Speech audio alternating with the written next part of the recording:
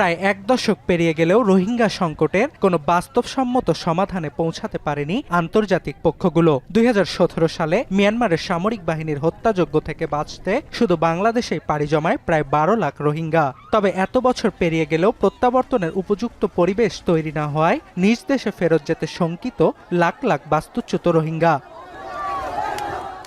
এ কারণে জীবনের ঝুঁকি নিয়ে হলেও উন্নত জীবনযাপন ও কর্মের আশায় প্রায়ই সমুদ্রপথে মালয়েশিয়া, ইন্দোনেশিয়া, থাইল্যান্ডের উদ্দেশ্যে যাত্রা করে বহু রোহিঙ্গা। এবার সমুদ্রযাত্রায় কাল হলো বাস্তুচ্যুত রোহিঙ্গাদের জীবনে। বৃহস্পতিবার এক যৌথ বিবৃতিতে জাতিসংঘের শরণার্থী সংস্থা UNHCR ও আন্তর্জাতিক অভিবাসন সংস্থা IOM জানায়, সম্প্রতি মিয়ানমারের উপকূলে রোহিঙ্গা শরণার্থীবাহী দুটি নৌকাডুবির ঘটনায় বহু মানুষ প্রাণ হারিয়েছেন।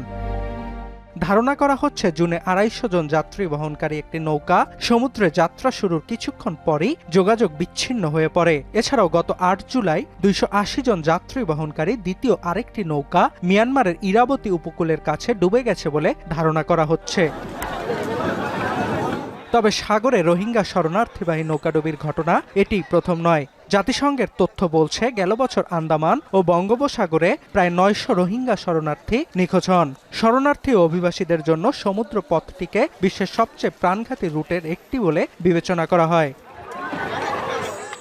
অর্ণব প্রসাদ, এখন বিশ্ব।